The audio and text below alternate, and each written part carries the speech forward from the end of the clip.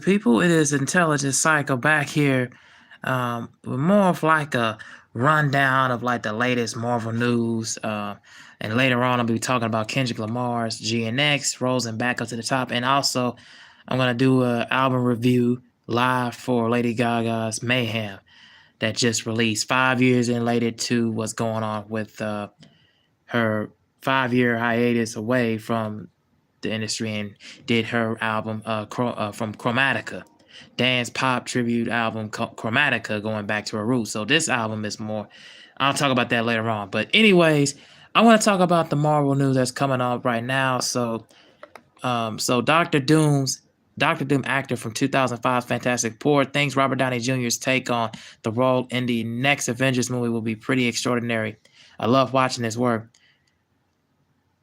And so Julian McMahon, Doctor Doom actor from the 2000s Fantastic Four movies, has revealed his excitement over Robert Downey Jr.'s take on the role in Avengers Doomsday and Avengers Secret Wars. It's Robert, you know what I mean. What you going to say? His body of work speaks for itself. Super talented guy. I love watching his work, McMahon told Screen Rant. McMahon pointed to his time in the Fantastic Four series as operating in a very different environment, monolithic MCU system, and other Kevin Feige. Back then, it appears that the idea of what Fox produced series was going to be was rapidly changing. Not a problem for Marvel Studios as it gets to commerce Marvel Phase 6. And when we did the movies years ago, we were at a precipice of all the stuff happening. So we're finding out a way a lot. And what we're trying to figure out what the space of the movie itself is in. Big Man commented, was it a kids movie or was it a family movie?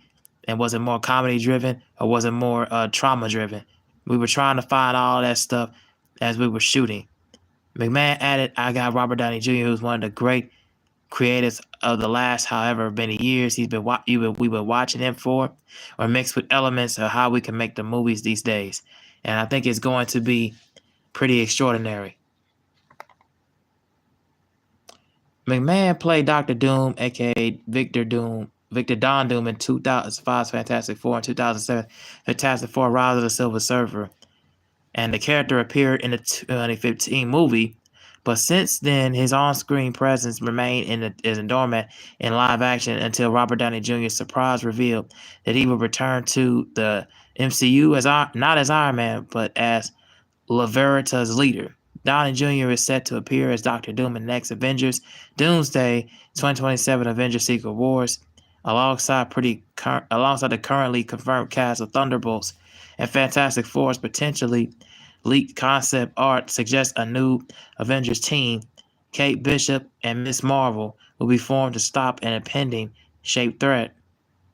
And there's even talk of Robert Downey Jr. showing up in some capacity during this year's Fantastic Four, but nothing has been confirmed as of writing. Besides, he's probably busy writing some more Doom backstory.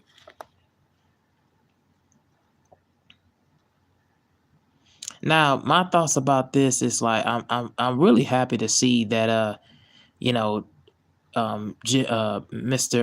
McMahon had made some later comments about Robert Downey Jr. Julian McMahon made latest comments about him, and I really do think that it really goes to show you that I think more or less it's kind of relating back to the original comics where not even just Robert Downey Jr.'s live action character of Iron Man, but back then when somebody takes the mold of that comic issue of Iron Man, and they relieve or they end up tragically dying off, they end up coming back as another villain. So they're parlaying it and portraying it back to the comics. But I'm glad to see one of the top notch actors that plays that character, who portrayed that character a lot better than what most people give him credit for, and especially during that time where a lot of times where it wasn't really as sharp or as wittier. The CGI, the graphics, just the overall design didn't really come off the way that it was supposed to come off with these characters, and it didn't really have, overall like lasting power to the standpoint of like what we are accustomed for seeing for that Dr. Doom. And just the look of it, just to some people may not have been the hugest or the biggest fan of it, and some people like those characters that play Fantastic Four, like the Human Torch, Rockman, Mr. Fantastic. They just didn't really, to me, those live action movies of Fantastic Four wasn't all the way accurate, in the slightest. Mainly to me, it was kind of just overall just for comedic relief, and it gave off the indication that,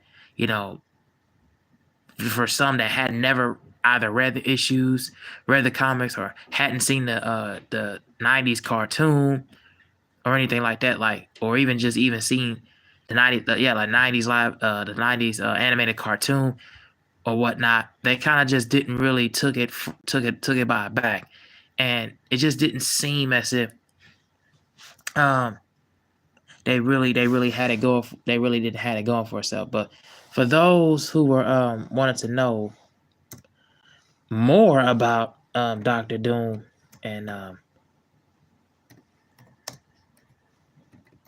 Avengers.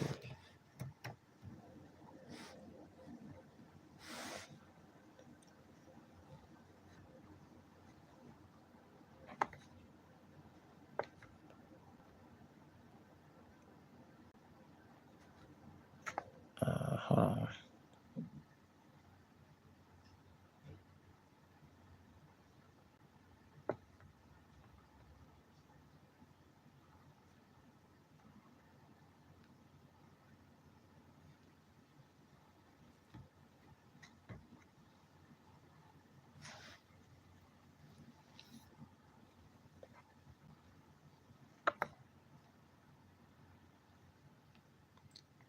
Yeah, I'm just gonna tell you more about Dr. Doom to kill some of the time.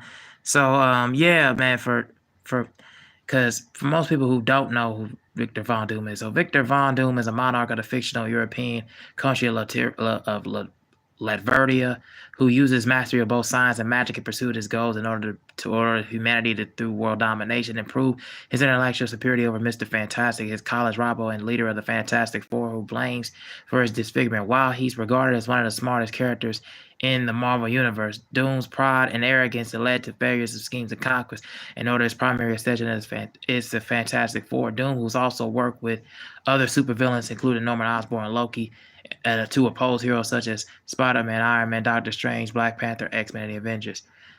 I hope what they're going to do is they really need to look at not just Victor Von Doom, Dr. Doom, and from the portrayal what Robert Downey Jr. is going to do in the Avengers. I really think they need to add or just bring the Fantastic Four into the Avengers. Like, they need to bring that on there. They need to bring X-Men in there. They need to bring a lot of these properties into these next phases of phase 5 and phase 6 of this MCU, this latest Marvel chapter. They already did some with adding more to the elements with Deadpool and Wolverine. And in Captain America, what they did was in Captain America Brave New World was building more an adamantium and showing what more adamantium and what the Eternals had a little bit of space with that, and it ties it back to them, and showing a little bit of a sign of Galactus, and where he's been sitting at and where he's been at all this time. They really need to give us what they got and give it us their all, and how much they Kevin Feige, I'm talking, and Jack Kirby, they really need to and people that's behind the boards really need to see what they got for these characters, man, to really make the fans know and really make the fans care, because a lot of fans have been really, really sour on the Phase 4 and some parts of Phase 5 in the Marvel Cinematic Universe. They've really been turned off because they have not really been introducing or really been pushing pushing their villains well to really make us care, to really make us have a vessel of interest. And the reason why is that is because it's either just they either look bad because from the CGI, or they don't have a lot of character arcs or motivations to make us care, or to most people's extent, they're always so easily beaten. The only time we end up seeing a Marvel villain end up toppling over, your favorite heroes was what happened with Thanos in the Avengers Infinity War, and somewhat of what he won because of destituting of the population in Endgame. But here, I feel like Victor Von Doom, Doctor Doom, and even Galactus is way more powerful than Thanos could be. People look at Thanos of the Big Bang villain because of the Phase 3 of Marvel, but that's just because of a 12-year buildup from the writing team of, Christopher Marcus, Stephen McFeely, Jon Favreau, the Anthony and Joe, and also the direction from not only them. I mean, John Watts was in there, Anthony, Joe Russo brothers. They had a sort of like just a feeling of what it takes to build these characters in the sense of care and a sense of importance and value in these characters. I feel like with these writers and with these filmmakers, I don't think they really hold a candle and hold a grasp of what's going on with the latest MCU, with the latest Marvel properties. And getting back to the article, I wanted to read more.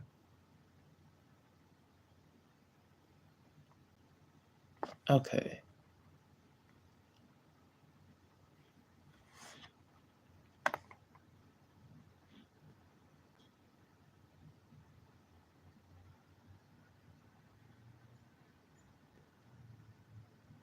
That's not what I want to talk about.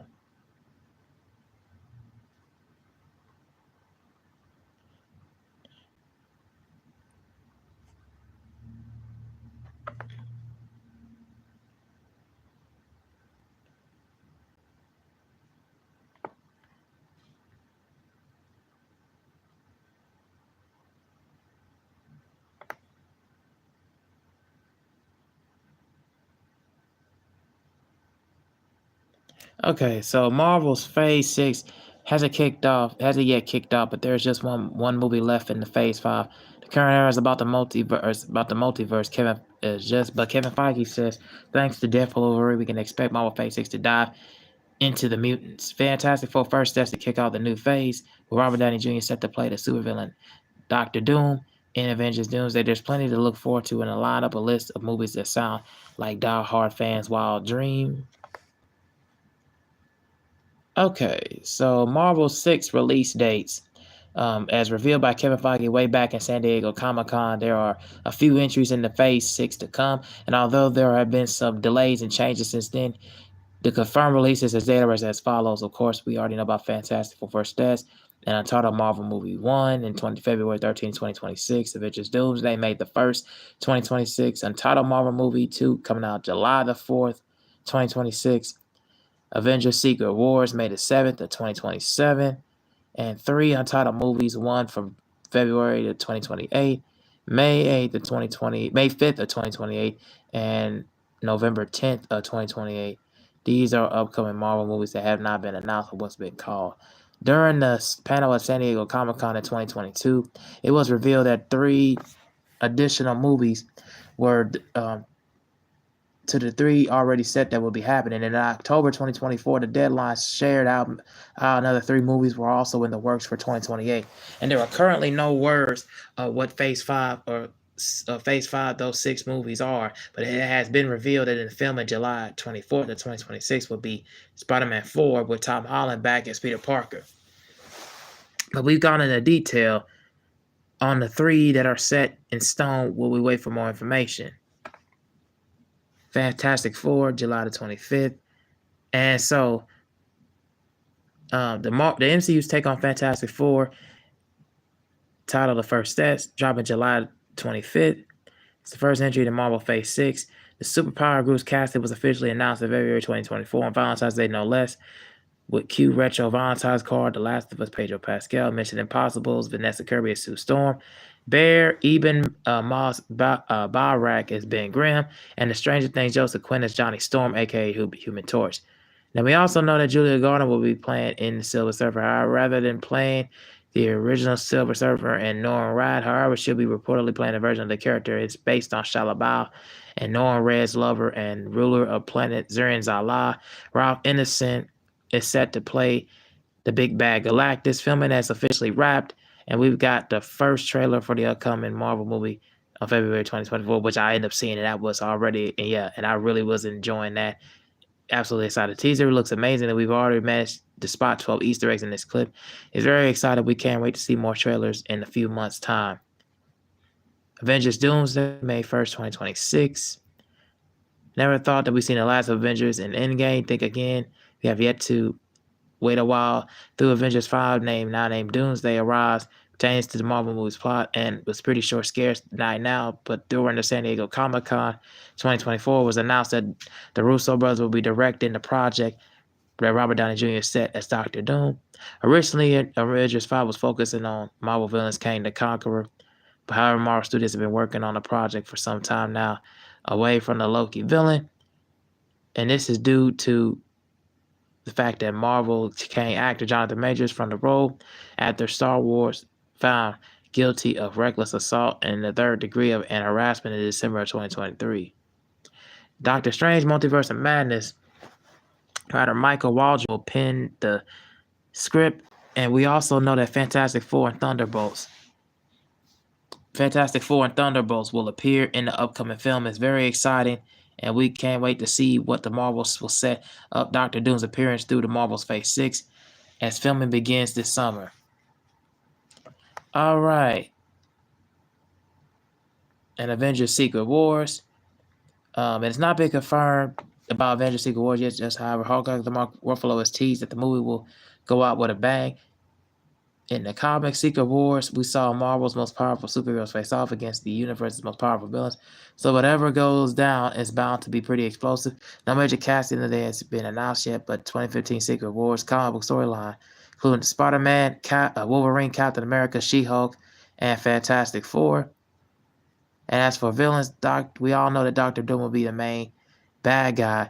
Robert Downey Jr. taking charge of the character. Like Avengers Doomsday, the Russo brothers will also be directing Secret Wars and have teased and inclusion other Fantastic Four and the Thunderbolts in the upcoming flick. So that's just what's going on for the movies. Now the shows, Vision spinoff of WandaVision is set to follow Paul Bettany's Synthezoid Hero as slated to air in Disney Plus 2026. Star Trek Picard. Terry Matalis will serve as a showrunner. New series will be taking place after the events of WandaVision finale, and will likely follow the all-white rebuilt Vision as he finds a new purpose of being given a second chance at life. And in October 2024, Bettany told The Hollywood Reporter that they're cooking up something that is really excited about Vision before cutting himself off. And with a smile and snitches up in the ditches, filming is set to kick off in 2025. Wonder Man is only on its way to Disney Plus as the new miniseries under Marvel's Spotlight banner, joining Echo as a street-level character-driven project in the MCU. In the comics, Wonder Man is Simon Williams, son of failed Tony Stark-like industrialist who was given superpowers by Baron Zemo, and after eventually joining forces with the Avengers, Williams will piled his in trade as Hollywood as both an actor and a stuntman. Variety suggests that Wonder Man will be a Hollywood satire. Sir Ben Kingsley will reprise his role as Toast of Croydon and Trevor Slattery for the Disney Plus series.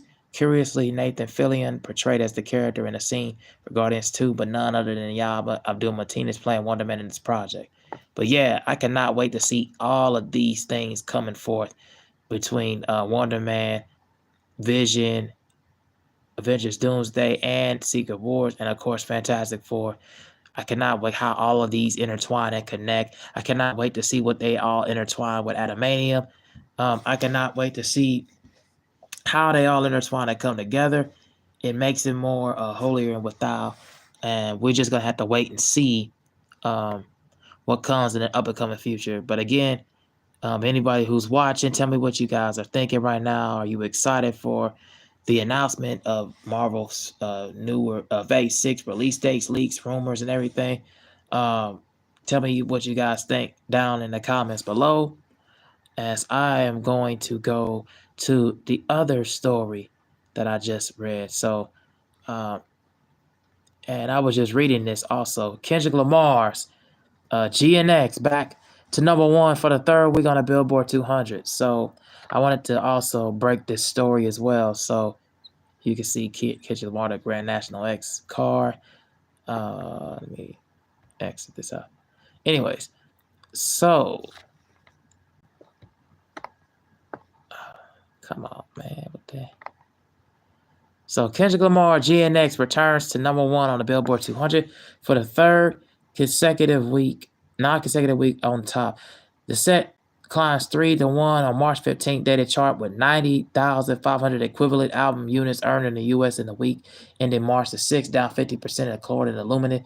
GNX debuted atop the chart in this dated December 7th, 2024, returned to the top on February 22nd, dated chart of the week in the wake of physical release at Lamar Super Bowl halftime show.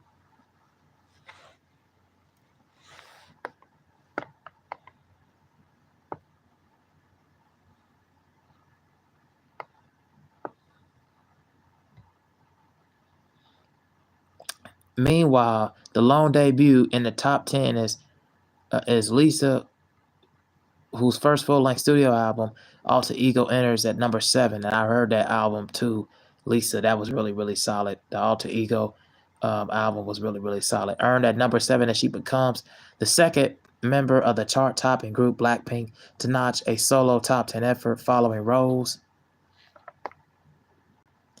And the Billboard 200 ranks the most popular albums of the week, U.S., based on metric consumption as measured in equivalent album units compiled by Luminate, comprised of album sales, track equivalent albums, and streaming equivalent albums. It equals up to 1 sale, 10 individual tracks from an album, and 3,750 ad-supported or 1,250 paid subscriptions. March 15th and 2025 data chart, full on Billboard's website on March 11th, and everything like that. So GNX, 90,500 equivalent units, earned the latest week of the sales equivalent units. Sorry about that. Sales equivalent units comprise 70,000, down 50%, equaling 103.14 million on-demand official streams, and holds at #3 on top streaming albums. Album sales comprise of 16,500 and down as in the non-mover #2 of the top album sales, and top equivalent units comprise equivalent album units comprise 1,000, down by 18%. And of course, Party Next Door and Drake's Top Chopping Sexy Songs for You holds at #2 on the Billboard 200 with 90,000 equivalent units earned, down 24%, while it holds the #1 top streaming albums for the third week. Tate McRae's So Close, So What falls to #3 with 87,000 equivalent album units, down 51%, debuted atop of the chart a week ago.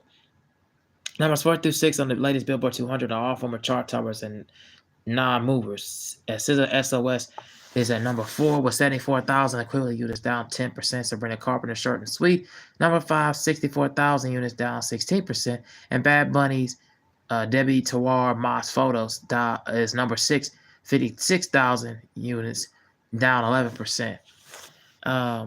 Yeah, that is a real accomplishing feat for Kendrick Lamar, and a real accomplishing feat for a lot of these artists, to Tate McRae and Lisa. So shout out to all of them.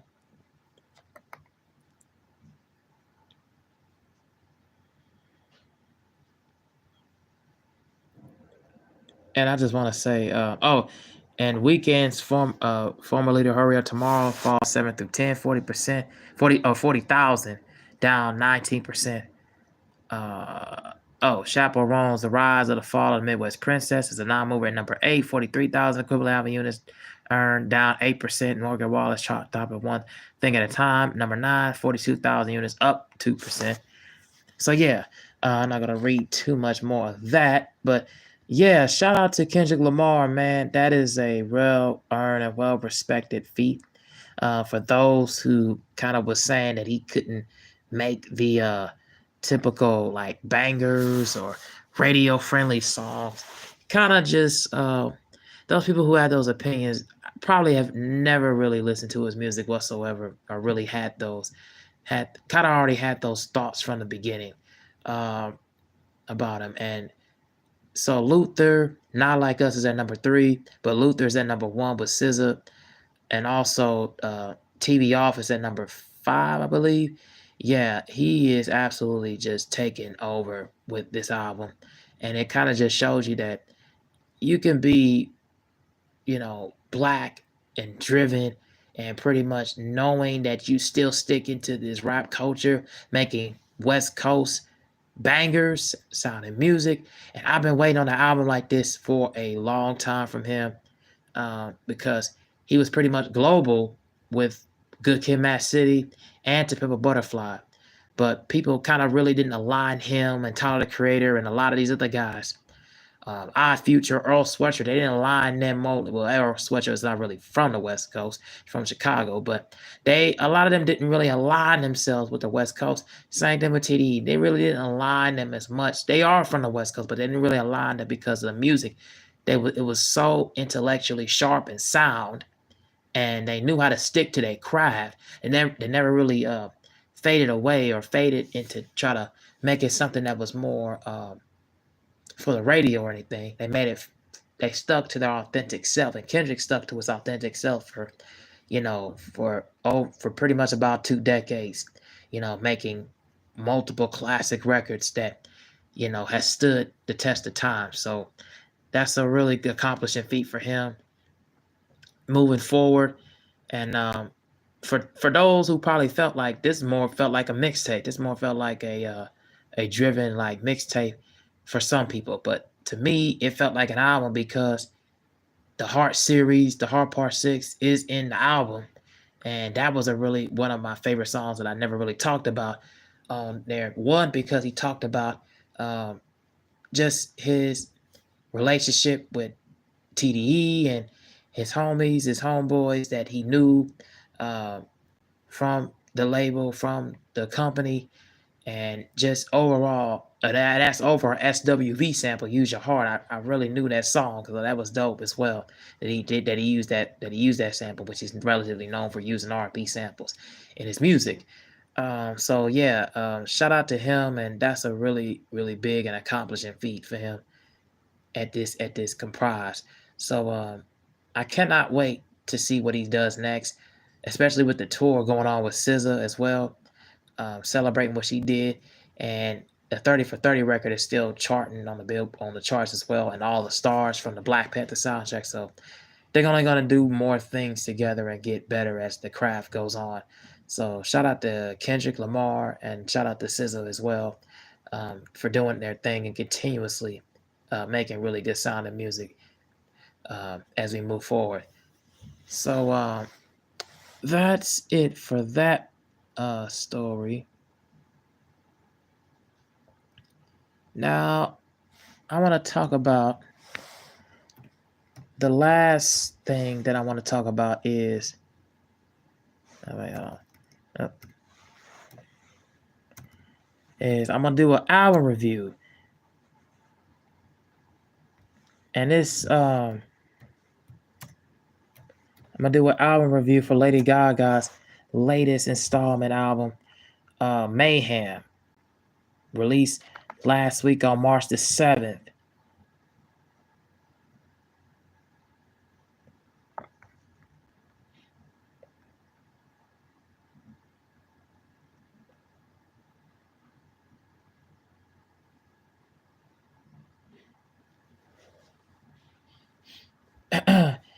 So yeah, Mayhem is Lady Gaga is born Stephanie Germain Janata is Mayhem is her seventh studio as a studio album released by her on March the 7th.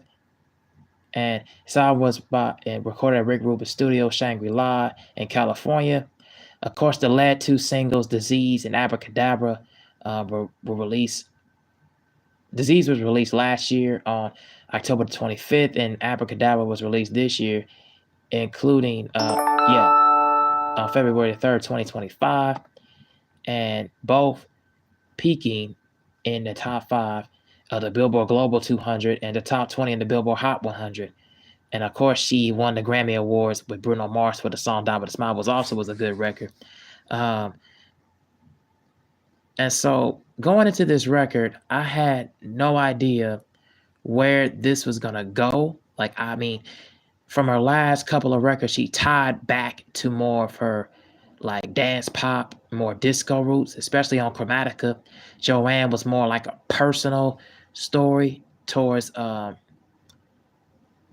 life and then towards her family's life. Here, this felt more of she just peeling back so many layers on here. It was more vibrant, breathtaking, exhilarating, and very sound-minded to the point, and just very straightforward. Uh, and just expressing just her love for the music. And she also was saying, also started as me facing the fear of me returning to pop music as my earlier fans evolved, further comparing the creative process to reassuring and shattered mirror. Even if you can't put back the pieces together perfectly, you can create something beautiful and a whole and it's whole new in its own new way. Um, yeah, this album felt very chaotic. Um, like industrial dance music, but it felt very chaotic. Even from the Disease, that music video felt very chaotic. Love Drug, that's kind of like her earlier side from what she did before on Born This Way and her album Joanne. And I was not a huge fan of that song. I didn't really care for that one in particular. If there was a song I didn't really care for, and I think that's probably maybe the only one I didn't care for, but everything else on here just felt very, very live and felt very, very forward thinking.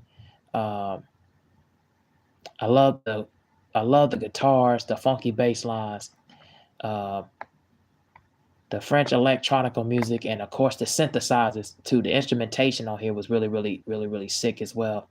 Um, my favorite songs on here was not only those two singles, but Garden of Eden. I really enjoyed that. That probably is my favorite song on this whole entire album, because it just talks about just where she's at now, and where she's at now in life, and where she's gonna go further. Um,